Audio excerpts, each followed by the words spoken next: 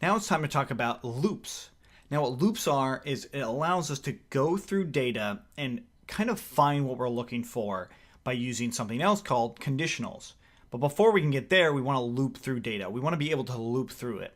And what I mean by that is kind of like if I handed you a grocery item and said, hey, hand me the can of beans. You would grab this grocery bag and go through each item until you found beans. Or you would go through all of the items, look at all the items and go, is this beans? Is this beans? Is this beans?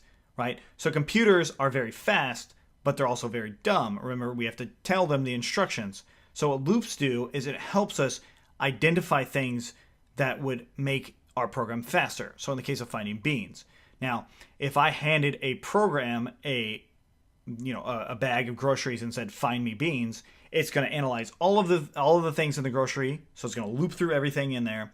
And then each one, it's going to go, is this beans? Is this beans? Is this beans? But it's going to go very, very fast. And we'll have some sort of condition in there saying that, yes, this is beans. So that's called iteration. So the first item it goes through is called the first iteration. The second item it goes through is called the second iteration, or the loop that it goes through. And when I say loop, it means that it's going to go through each item inside of that grocery bag. This is going to make a lot more sense once we actually see it in action, but the point is understanding what it is that a loop is, right? It's like a circle kind of, but it does eventually stop. So that's something else that's very important. So another thing when it comes to finding items, it's kind of like if I gave you an Excel spreadsheet, so it has all these items in there, and I said, hey, tell me what is on row 32, right? In your mind, you know to go through each line, or you could go through each line and say, line 1 says line 1. Is that line 32? No. Line 2 is line 2. Is that 32? No. And then you can go on until you reach line 32. Then you go, oh, yeah, this is line 32. Now, that's not intuitive at all, but that's how a computer works. A computer has to work that way. As a human, you don't have to work that way. You can skip down to line 32 and know exactly where it is. But a computer's doesn't work exactly like that, but you do, which is nice as a human. But each time it goes through that, so each time it says, hey, is this line 1? No. That's an iteration. Hey, is this line 2? No. And then it's so on until it reaches basically its condition, and then it might stop or do whatever you tell it to do. That's the important part of instructions. So let's actually start with the loop that I think is the best, known as a for loop. So in order for us to use a for loop, we have to use a list. So a list or a dictionary, but we're going to use a list to keep things simple.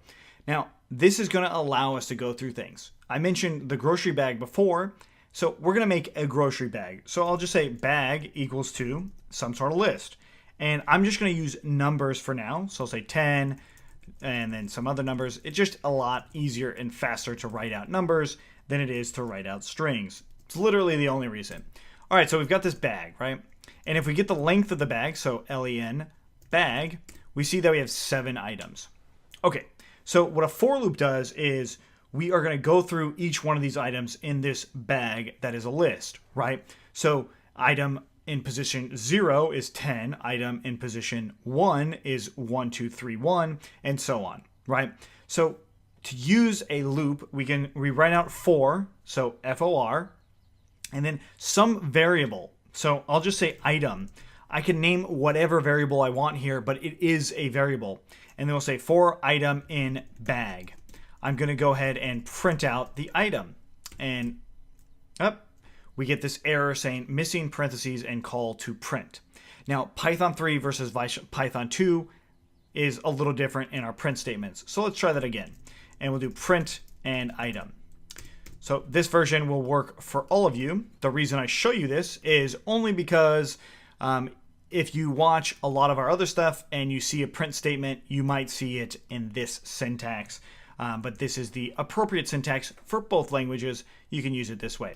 Okay, so what print did was it printed out, or it displayed this stuff on our screen, right? So basically, we went through each item in the bag and we displayed it on our screen. That's all it did. That's all we did right here. So this is a loop for item in bag. Notice it went through only the amount of items that are in the bag. It didn't go through extra ones. It only went through the 7 items that were there. But we can also count if we wanted to. We can count to make sure. So I'll say I equals to 0, and then do for item in bag, and then we'll say I equals to I plus 1. So we're saying the new value of I right here is equal to the old value of I plus 1. And then we'll press enter, and then now we'll print out I.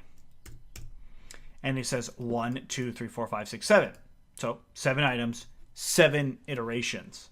So that is what iterations are, and that is what a loop is. So loops are really, really cool because I can also say for item in bag, I can say if item is equal to 10. So notice these double equals. We'll come back to conditionals later, but I just wanted to introduce this right now. If item is equal to 10, then we will print out, yeah. Then we loop through. It only prints it once. Why does it only print it once? Because if we look at our list, we only have one item in there. That's 10, right? So the loop went through everything in side of what was the list of bag. It didn't go beyond that. So that's a for loop. Really cool, really useful. But there's another loop called a while loop that we're going to talk about now. Now, a while loop is slightly different. A while loop says while some condition equals to true, then do what's inside of that loop. So what I'm going to do here is I'm going to say while, I'll first off say I equals to 10. And I'll say while I is less than 11, we're going to print out, yep. And then while I'm doing that, I'm going to say I equals to I plus 1. So again, the new value of I is equal to the old value of I plus 1. So while I is less than 11, I did I is equal to 10. It only printed one time, as it should. So while I is true, we see that. We can also do it a little bit more complicated than that. So let's do I equals to 0. And we'll do while I is less than 1,000. Let's print I. And then we'll do I equals to I plus 1. Whoa. It just counted out from 0 to 999. So let's take a look at this while loop. So it's going to loop through. So it's going iteration by iteration by iteration by iteration until this condition is no longer valid. And the reason it starts at 0 is because we printed I before we added anything to I, and we started I at 0. And it's definitely going to stop once I hits 1,000, so it's not going to actually print out 1,000, which is pretty cool. So this is something that we'll definitely play around with more, but this is definitely introducing the concept of conditionals even more so. So we will definitely come back to those.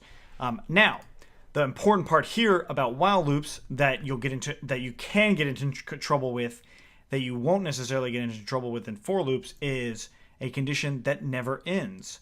So if I said I equals to 0, and I said while I is less than 10, and I printed out ABC, and press enter a couple times, notice it's not stopping. It's just keep going. It's going to go and go and go. And I have to use Control-C to actually stop it. Control-C will actually interrupt whatever that program's doing. So I'm scrolling up right now. You can't tell in the video, but it's going to just keep going and going, which is pretty cool about while loops, but also a little dangerous. Now, if I added after that print statement, I'm going to scroll down back to it. If I added back to this, after this print statement, if I added I equals to plus 1 or 0.0001 or something like that, eventually this while loop would stop. So that's kind of cool about loops. We can loop through data, or we can loop depending on some sort of condition, which is very useful for us and also useful in our software as we go forward. Now, I want to emphasize at this point that we are talking about things in the abstract. We're not actually putting them to practical use yet. We will put them into practical use, but I want you to use these videos as a way to reference these concepts in the future if for some reason you're stuck on them. Right, so later when we talk about a while loop, or we say, hey, I'm going to go ahead and do a while loop, you're going to want to maybe come back to these to get a refresher on how a while loop works or how a for loop works. That's mainly the point here. It's not so much to cover everything about these loops. With that being said, this is the end of talking about loops in general. What we now need to talk about is conditionals. We talked about them a little bit through these loops, but we want to talk about them on a whole nother level. So if you have any questions on this day, let us know. Otherwise, thanks for watching, and we will see you tomorrow.